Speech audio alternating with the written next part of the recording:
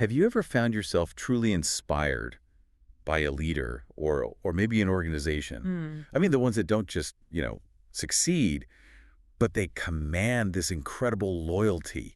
They spark movements. They almost create a kind of cult-like following sometimes. Yeah, you definitely know them when you see them. Right. Like think about Apple fans lining up for days or the impact Martin Luther King Jr. had and still has, or even like Southwest Airlines. How did they build such a passionate base? It's a great question. What is that secret sauce they all seem to share? Exactly. What sets them apart? Well, that's pretty much exactly what we're diving deep into today. Our sources are heavily drawn from Simon Sinek's work, Start With Why. It's just a really powerful way of looking at how great leaders inspire action. Rather than just manipulating it, which is a key distinction he makes. Absolutely. It's about inspiration, not manipulation. So our mission today is really to pull out the core ideas from these insights. We want to explore how, starting with a clear why, that purpose or belief can genuinely change how we think, how we act, how we communicate. Yeah, not just in business, but really in kind of every part of life. Get ready for some, hopefully, aha moments that might shift how you see things. Should be interesting. Okay, let's jump in.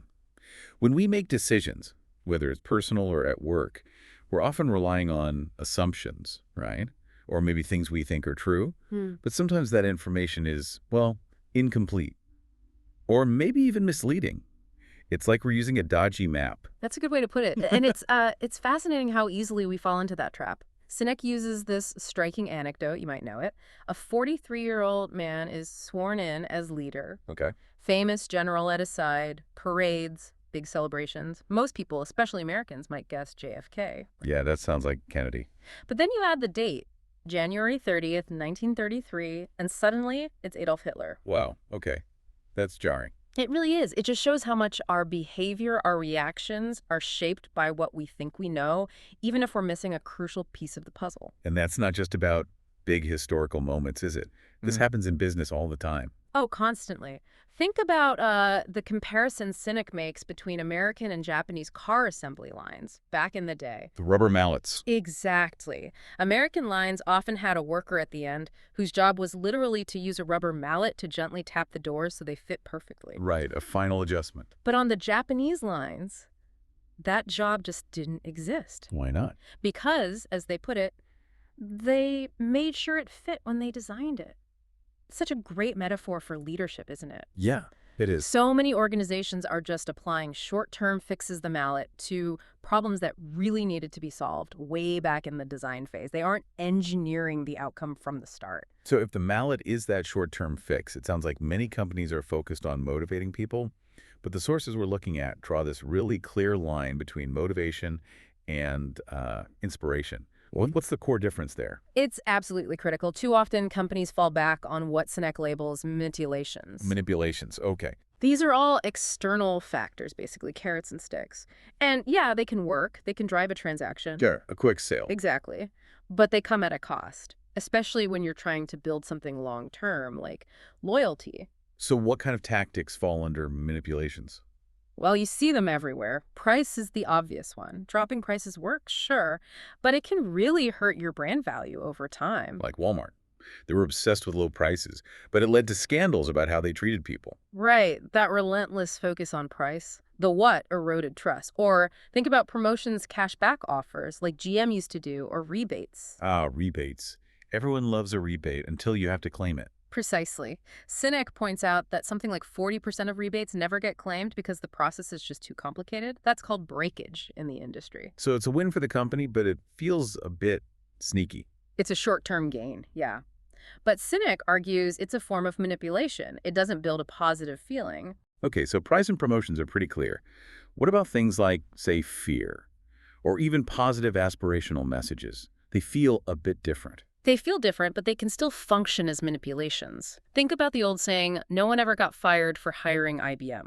Right, playing it safe. Exactly. That decision is driven by fear of making the wrong choice, even if IBM wasn't necessarily the best option.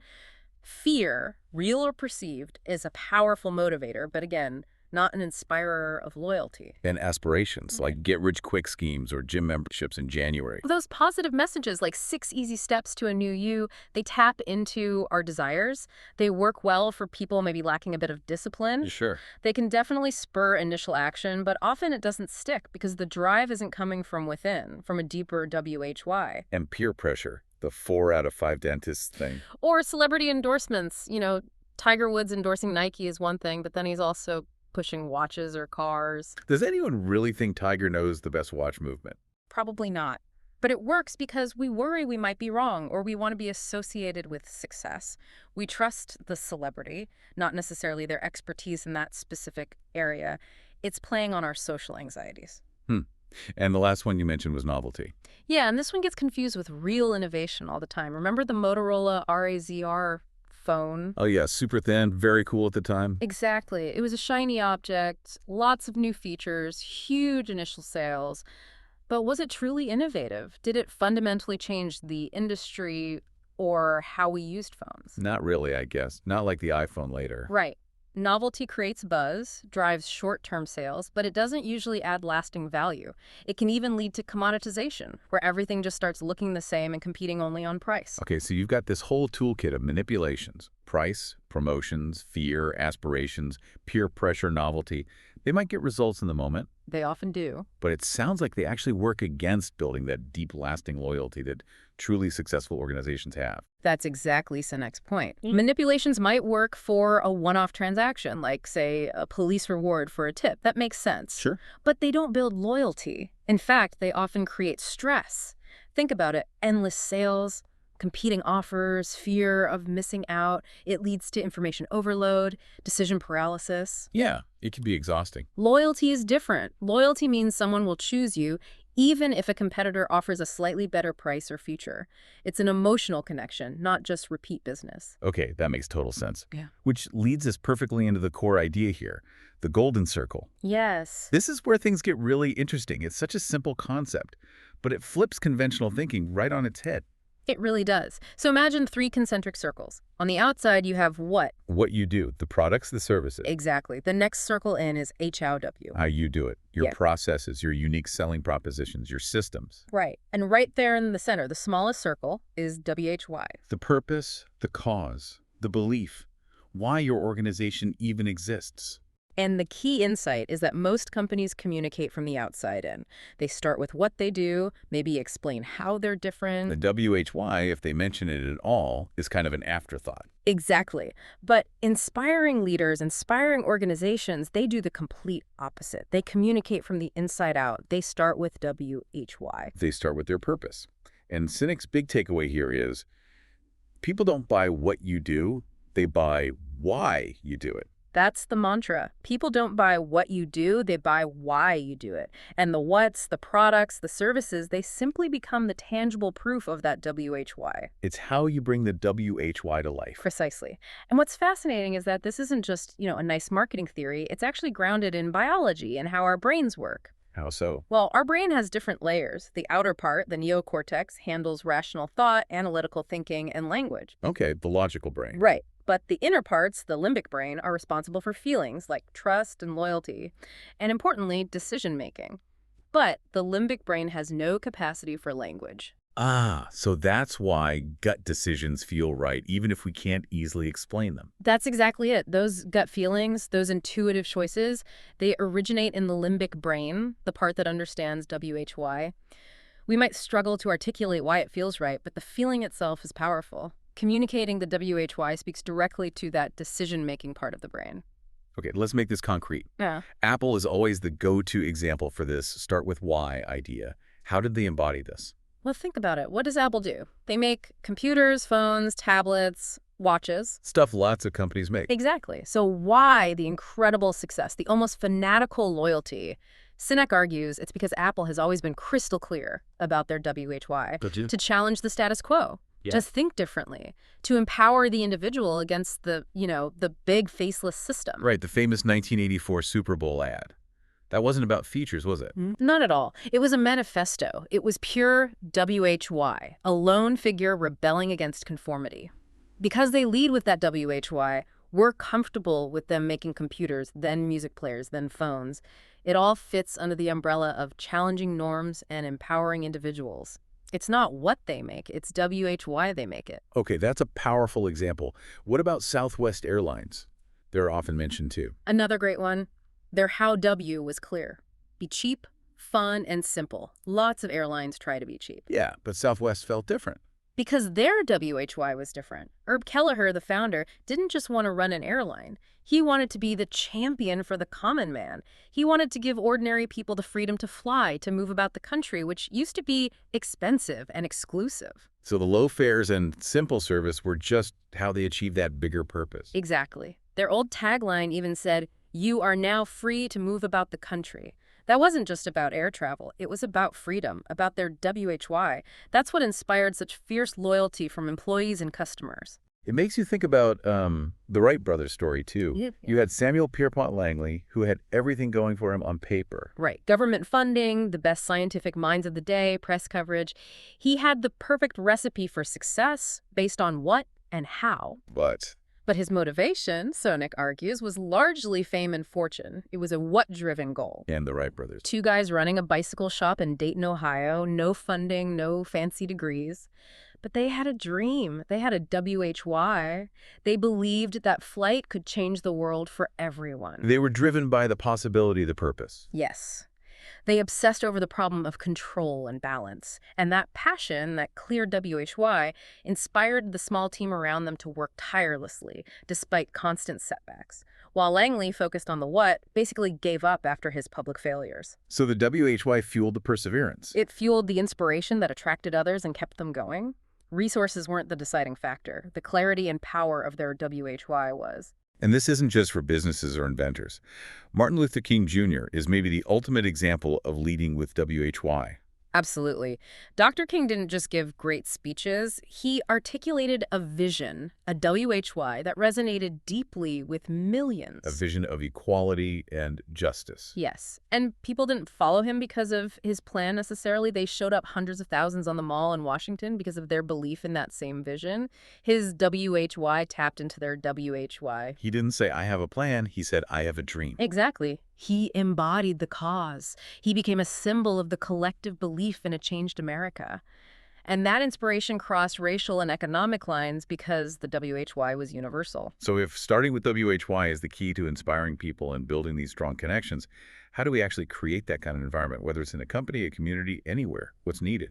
Well, it really comes down to trust. Sinek links this back to our basic human biology, our survival instincts. The human race thrived because we learned to form cultures, to form communities. And what holds a community together? Shared values and beliefs. A shared sense of WHY. Okay. When we feel that others share our fundamental values, we start to trust them. Trust allows us to rely on each other, to feel safe, to cooperate. We're naturally drawn to people and groups who see the world the way we do. So finding the right fit is crucial. Finding a culture where your own WHY aligns with the group's WHY. Precisely. Think about cities. Some people just thrive in the energy of New York. Others feel more at home in, say, Minneapolis. Neither is inherently better. It's about where you fit, where the culture reflects your values. And great companies understand this when hiring. Yes. The best companies don't just look for skills. They look for people who are already motivated, people whose personal WHY aligns with the company's WHY. They hire for attitude and belief, knowing you can often teach the skills. It's about finding people who believe what you believe. Exactly. Then you don't need to motivate them constantly with external stuff. You just need to inspire them by reinforcing the shared purpose. Like that classic story about the stonemasons. Oh, it's a perfect illustration. You ask one stonemason what he's doing, and he says, I'm building a wall. Okay, doing his job. You ask the one next to him, doing the exact same task, and he says, I'm building a cathedral. Same what? Yeah. Totally different WHY. Completely. The second guy feels connected to something bigger than his immediate task. That sense of purpose makes the work more meaningful, boosts productivity, fosters loyalty, creates camaraderie. They're all building the cathedral together. That feeling of trust, that shared purpose, it also seems vital for innovation, doesn't it? Like creating a safety net. Yeah, Sinek uses the analogy of a trapeze artist. They're willing to try incredibly difficult, risky maneuvers precisely because there's a net below them. Right, the net provides confidence. Exactly. In an organization, trust is that net. When people trust their leaders and colleagues, when they feel safe, they're more willing to take risks, to try new things, even to admit mistakes, which is crucial for learning and innovation. He mentions a military example. Yes, General John Jummer, an F-15 pilot. He talks about a simulation where his own wingman, Lori Robinson, who later became a general herself, actually shot him down. Wow, that must have been awkward. But Jumper saw it as a sign the system was working. There was trust. Trust in his wingman to do her job, trust in the training, trust that admitting this failure was okay because it led to improvement. That safety net allowed for rigorous honesty and growth. And this power of trust extends beyond work, doesn't it? Like when we get recommendations from friends. Oh, absolutely. Think about it. You might do tons of research, read all the reviews, look at all the data. Let's say you're a new dad set on buying a Volvo because of its safety ratings. Makes sense. Very rational. But then your close friend, maybe someone whose judgment you really trust, says, you know, we got a Mercedes and it just feels so solid, so protective. You want the best for your kid, right? Uh-oh. Playing the good father card. Exactly. Suddenly, the rational data might take a back seat to that trusted emotional appeal from someone who shares your values, someone whose WHY you connect with. That recommendation can outweigh millions in marketing spend. Okay, so having a clear WHY, building trust, finding the right fit, it sounds like the absolute foundation for success, for loyalty, for innovation. It seems like the ultimate competitive advantage. It really does. So, why do so many companies lose it? Especially companies that were once really successful and clearly had a strong WHY. It's a fantastic question, and Sinek offers a really insightful, almost paradoxical answer.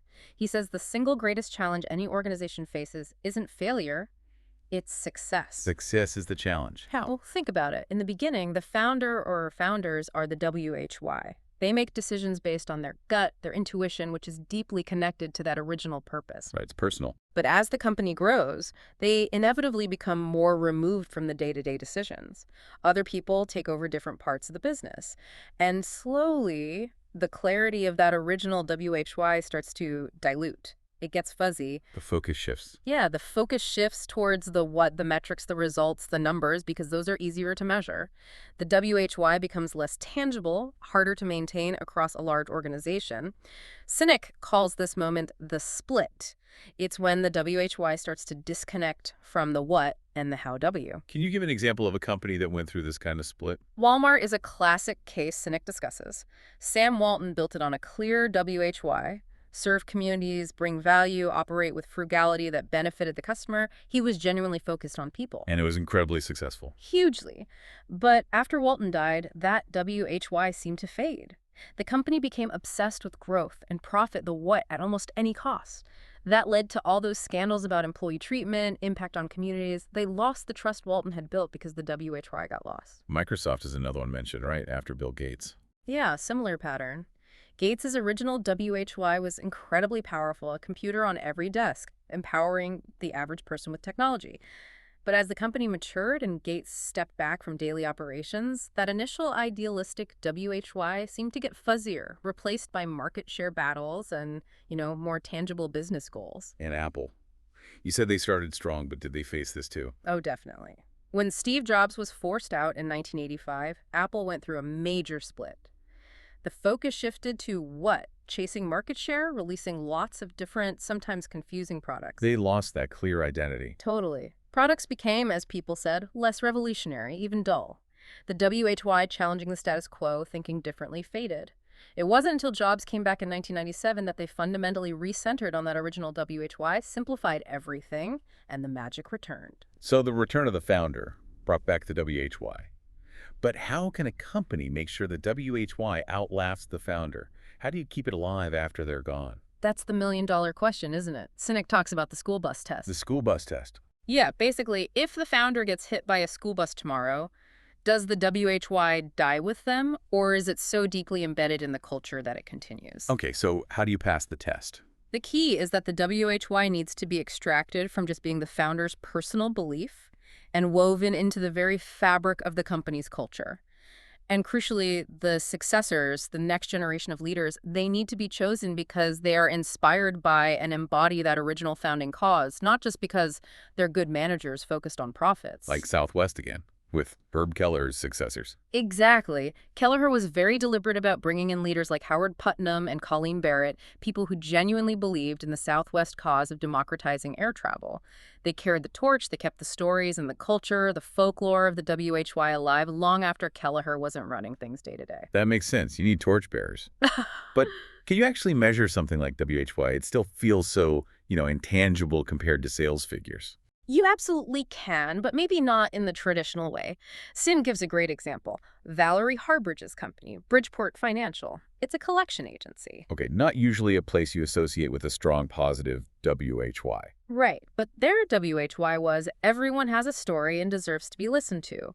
So instead of just measuring how many calls agents made or how much money they collected per hour, they started measuring things like compassion and rapport building during the calls. Measuring empathy in a collections agency. Yeah, and guess what? By focusing on measuring behaviors aligned with their WHY, they ended up collecting 300% more than the industry average. Measuring the WHY led to dramatically better whats. Wow. Another example was Dwayne Honor, who ran a construction company. His WHY was about people working so they could spend more time with their families. So he literally found ways to measure and reward work-life balance for his employees. So you measure what matters based on your WHY. Exactly. If you measure the WHY, you get the whats you want. Okay, so if you have your WHY and you're trying to measure it, how do you make sure all the other stuff new products, marketing campaigns, strategic decisions actually aligns with it? How do you stay consistent? This is where Sinek introduces another simple but brilliant metaphor, the celery test. The celery test. Okay, explain. Imagine your WHY is living a healthy lifestyle. You go to the supermarket, people give you advice. Buy donuts, buy M&Ms, buy rice milk, buy celery. Lots of advice, some healthier than others. Right. Now, if your WHY is health, which advice do you take? You buy the rice milk and the celery. Does that mean the M&Ms are bad advice in general? No, someone else might love them. But they're bad advice for you, given your WHY. So the celery test is filtering decisions through your WHY. Exactly. Does this new product, this marketing strategy, this partnership, does it align with our core purpose? Does it feel like celery and rice milk, or does it feel like Oreos? If it doesn't fit the WHY, it doesn't pass the celery test, and you probably shouldn't do it, even if it looks tempting on the surface. It provides clarity and discipline. Huge clarity. It saves you time and money chasing things that aren't right for you, and it ensures everything you do produce consistently reinforces what you believe. So if a company tries to launch something that fails the celery test for its brand, it probably won't work well. Very likely. Sinek uses Volkswagen as an example. VW's WHY has always been about accessible, reliable cars for the people, the people's car. Right. Affordable, dependable. Then they decided to launch the Phaeton, a $70,000 luxury sedan. Technically, it was an amazing car, great engineering, got good reviews. But nobody bought it. Why? Because a $70,000 luxury car is just inconsistent with VW's WHY. It felt wrong. It failed the celery test for Volkswagen. Whereas Toyota and Honda. They understood this perfectly. When they wanted to enter the luxury market, they didn't just slap a higher price tag on a Toyota or Honda. They created entirely new brands, Lexus and Acura, with their own distinct identities, allowing them to offer luxury products without diluting the core WHY of their original brands. They kept things consistent. That makes so much sense. Okay, so wrapping this section up, we've covered a lot. We've explored how crucial starting with WHY is for inspiring people, building trust, creating real loyalty. Yeah, it's about communicating inside out. Aligning your HOWs and your whats with that core belief.